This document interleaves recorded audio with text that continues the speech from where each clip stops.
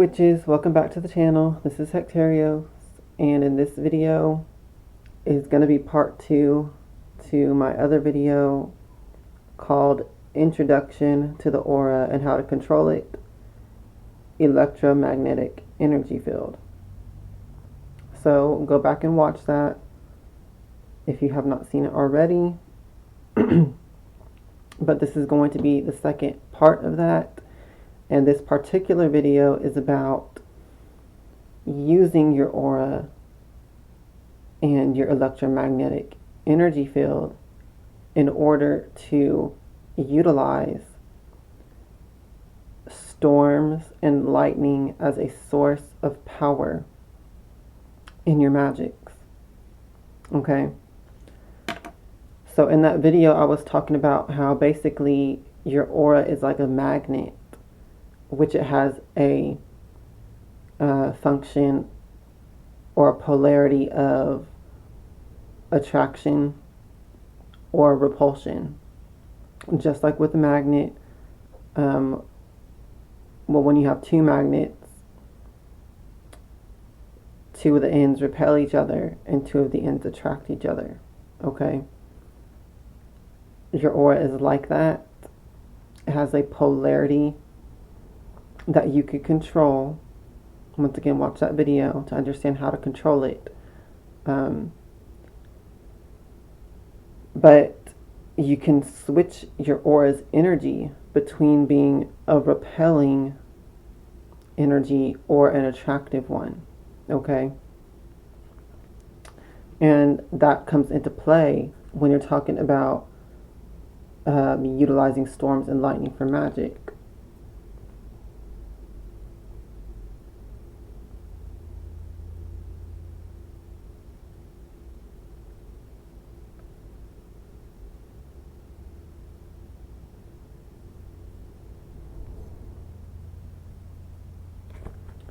So,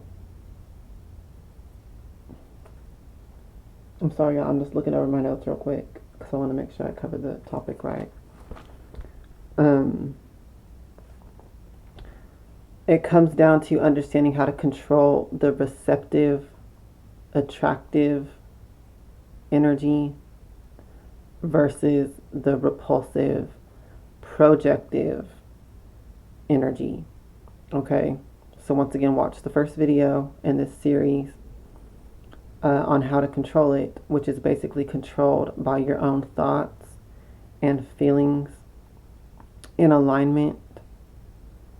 So for instance, if you wanted to put your aura in the attractive, receptive state, you will have to feel that way and have that be your intentions. But you need to be specific. So when we're talking about drawing power from a storm, first of all, you need a storm to be happening.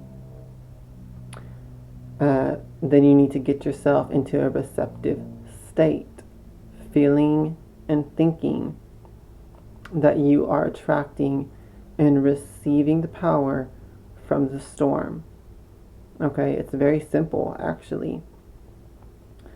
What's complex is people just don't understand that we control, or that they control, their aura through their thoughts and feelings.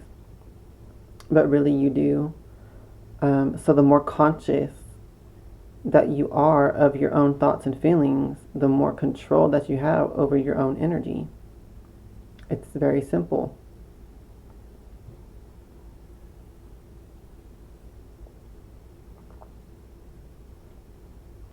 So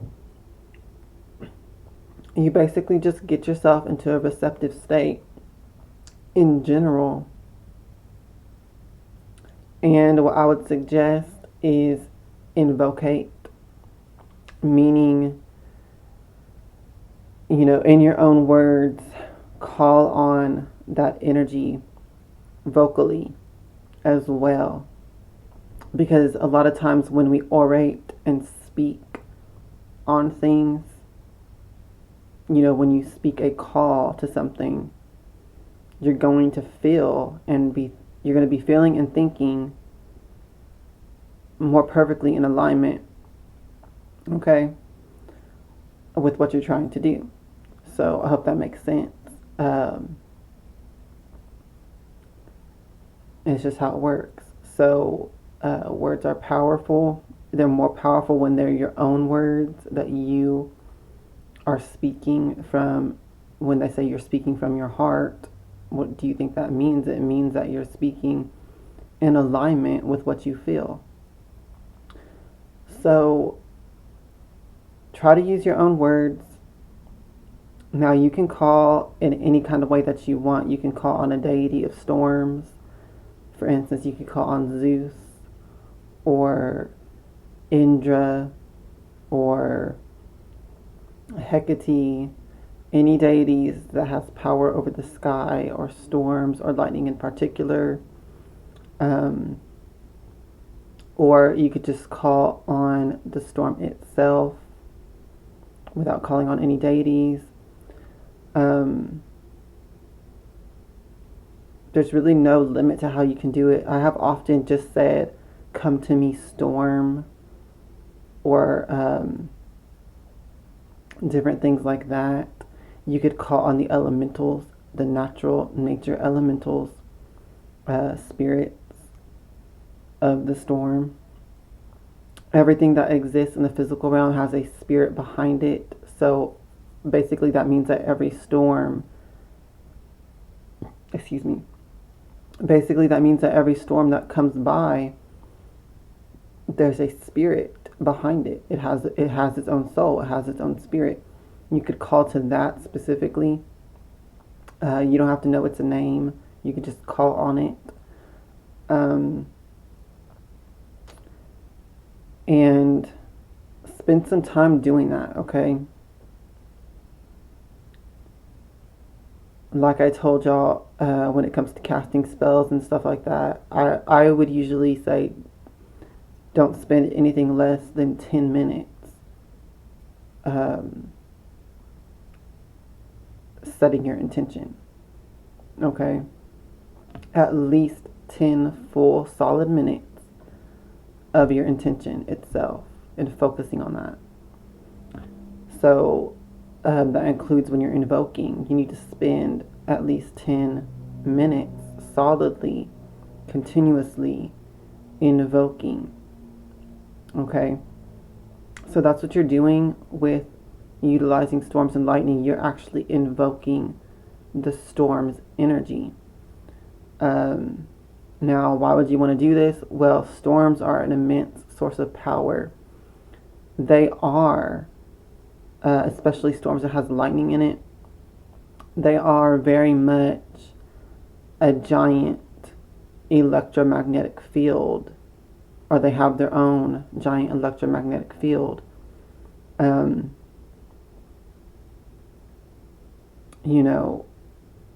It's static electricity. Lightning is static electricity between the clouds and the earth, okay? It's a discharge of that energy. So, that's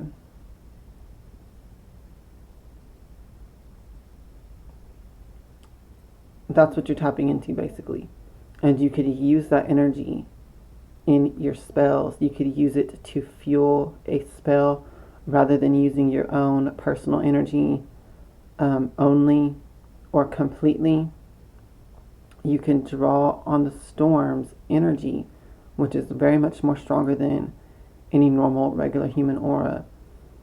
And just think about whenever you electrocute someone with static electricity, it's like this tiny little shock compared to lightning, okay? It is a lot more power and energy in a storm that you can draw into your magic. You can even draw into your own aura. You don't have to cast a spell or anything with it. You can just draw that power into you and let it be charging you up and your aura up in general. And it lasts for a certain amount of time.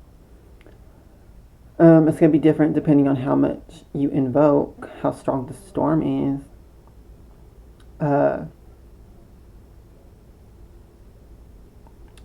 So, predominantly when I do this, though, I am doing it for a spell. I don't like to keep an immense source of power charged in my aura for long, like days or weeks or anything like that, I'll usually just do it for, a certain amount of time or hours, basically. Or I will just do a spell in that moment, and then all of the excess energy, I just ground it and discharge it into the earth, okay? That's an important thing that you need to do, because if you keep all this energy in your aura, you can get problems, like you can get insomnia and have trouble sleeping, or you can, on the other end of the spectrum, you could get extreme fatigue because your body cannot handle that much energy. Now, this is also something where this is a particular topic where there's not like a one size fits all. Okay, so certain people can hold more energy than others. We are all different. Some people are natural channelers and mediums. They can hold more energy without any adverse effects. Some people are not natural at it, and you have to build up. Just like when you're working out and building up your muscles or anything else, you could start off being a completely, not a natural medium or anything, but just a normal person. And over time, you could build up your capacity to store and hold energy in your aura and channel greater powers. So that's another thing to consider. So as you go forward in this, do it as an experiment. Just be aware of your own body, of how it feels to you, of your own energy as you're going forward with this.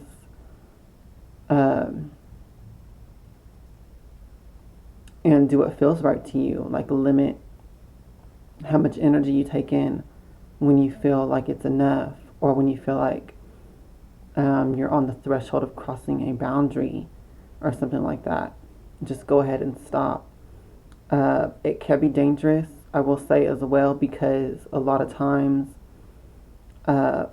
lightning will begin to strike very close to where you are.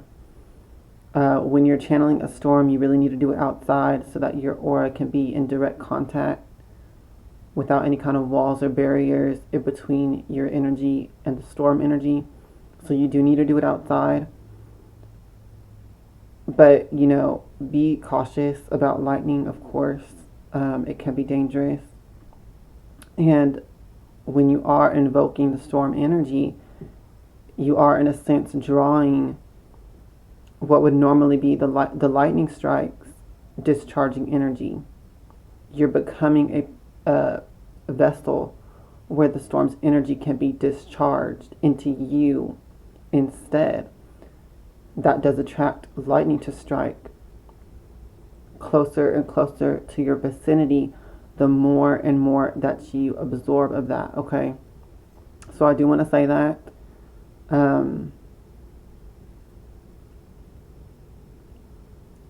It can be dangerous. So it's a very serious thing. Take it seriously. Be cautious. I don't want to scare you away from doing it altogether, because it is a great source of power. It is also thrilling and fun. But you do want to take it serious and be cautious about it. So when I'm talking about, how you can control lightning,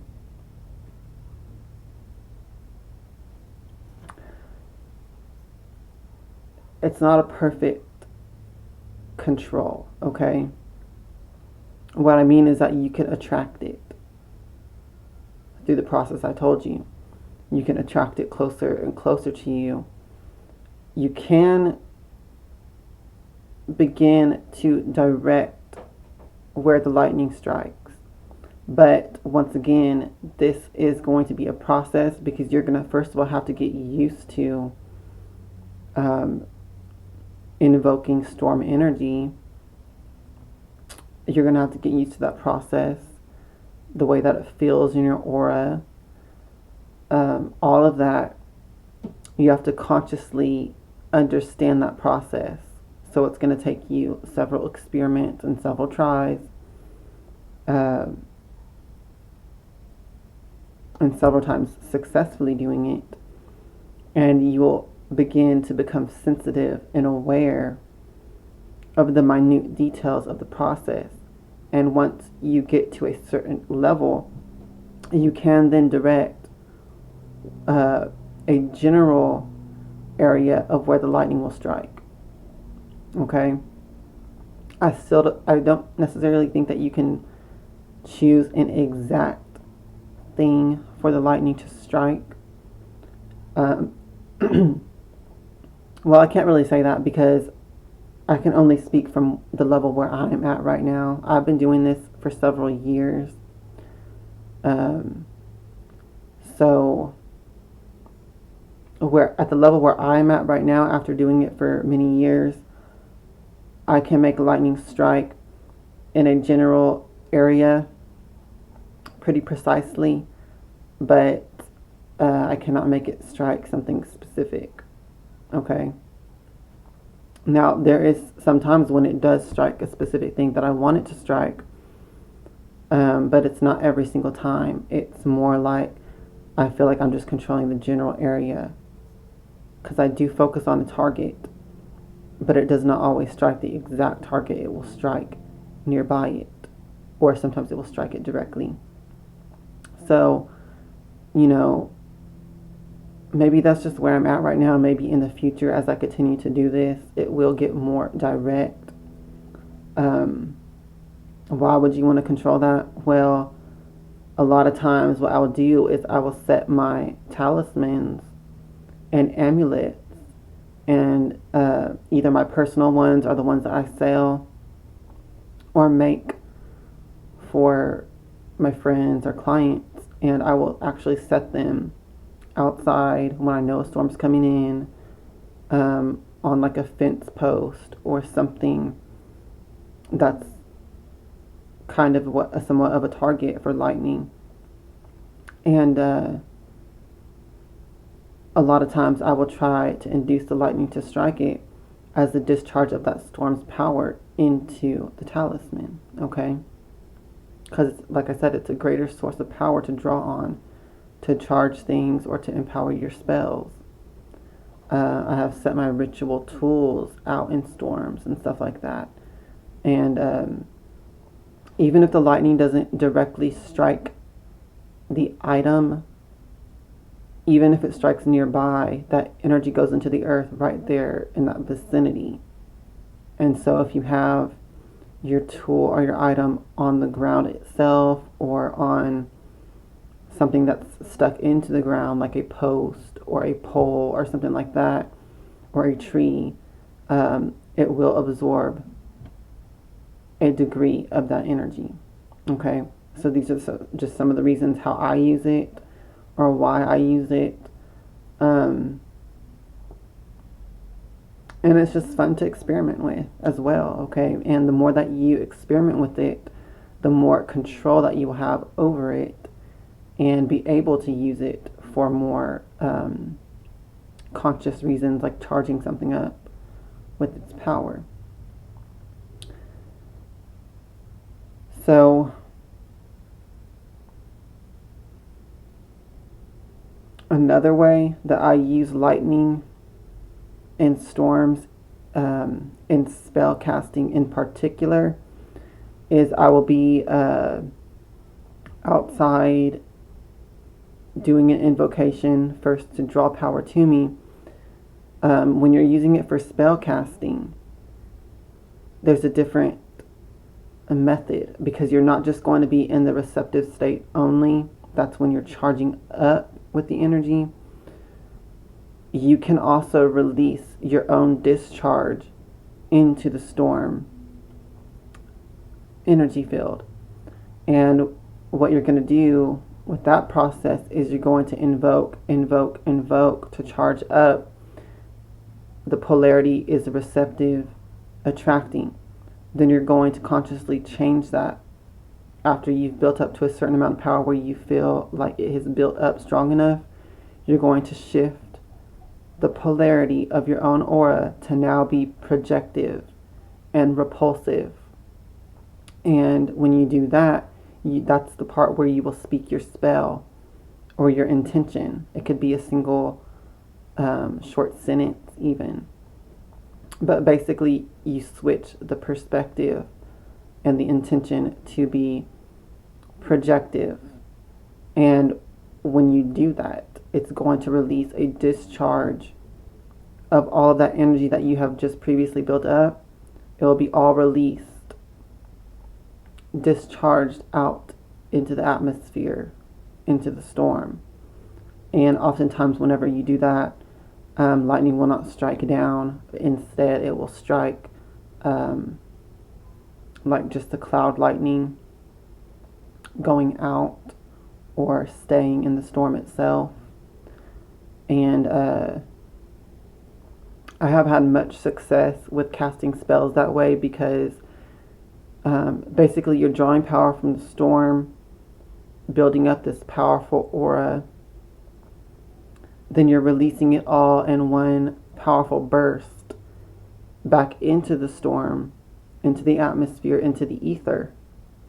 And it manifests with all of that power behind it. Because when you send it back into the storm, it continues to charge until that storm dies, basically. And so it just builds up more and more and more power and goes into the ether. And it does manifest very strongly and quickly. I have found that when I cast spells that way, it seems to manifest like lightning, symbolically, meaning it just happens really fast and very powerful in the manifestation process of the spell or the intention.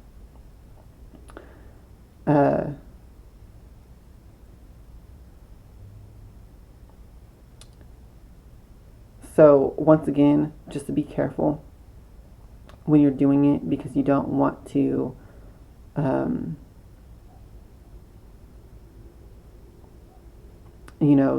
don't, what am I trying to say?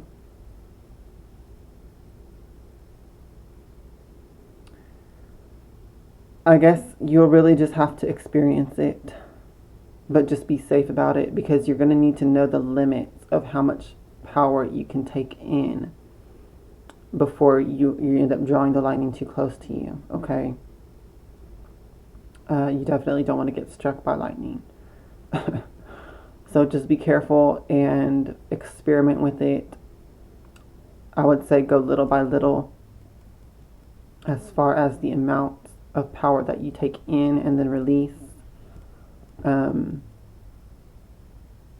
don't have to, also another thing is you don't have to release it as sending an intention directly into the storm. What you can do as well is you can take in all of the energy, then you could go indoors and release the energy into a candle or a crystal or whatever it is, a charm bag, just whatever you're casting a spell with or doing magic with. You could release the energy directly from your own aura into the item, the magical item or the ritual or whatever it is that you're doing as well. So just don't be limited by any of my examples, because once again, I don't just do the same thing every time. When I do it personally, I'm constantly experimenting. So I use it in different ways all the time. I release the energies into different things and in different ways. But this video is just kind of a simple breakdown of the base core process itself.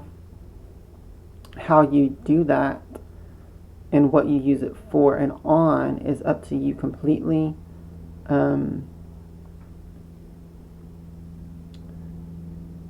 just a few reminders is, once again, you want to make sure that you release any excess energy into the earth afterwards.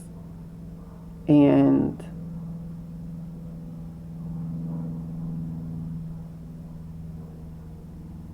you want to be sure that you are safe throughout the process of using this power.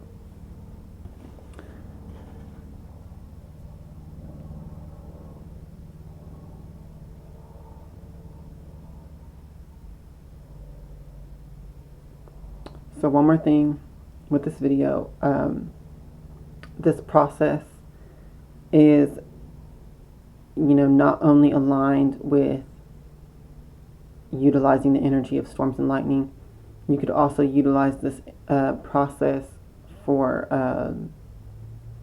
channeling any kind of weather event or energy. It's not just for utilizing storms and lightning. It's basically energy work in and of itself, understanding the dynamics of the aura, how it works, how you can connect it with other sources of energy in general, and draw those powers into you. Everything does have a different power, though, a different type of energy. Some's more mellow, some is more mellow, some is more dramatic and intense and powerful. So look at the different types of things that you can draw power from other than storms. But this is basically just how you do energy work by utilizing your aura and connecting it with other things in general. Like I said, it helps if you can align with a invocation, verbally spoken invocation of a deity, spirit, or elemental associated with whatever natural event that you're channeling. But it doesn't always have to be. Okay. So I guess that's going to be it for this video. Y'all let me know if you have any questions about this topic, or if you have any information to share, leave it in the comments as well. And do a video reply if you have your own channel and share your experiences. And stay tuned, because I have several videos coming up where I'm going to be sharing a lot more of the secrets of power with different things. And I will see y'all on those videos. Blessed be.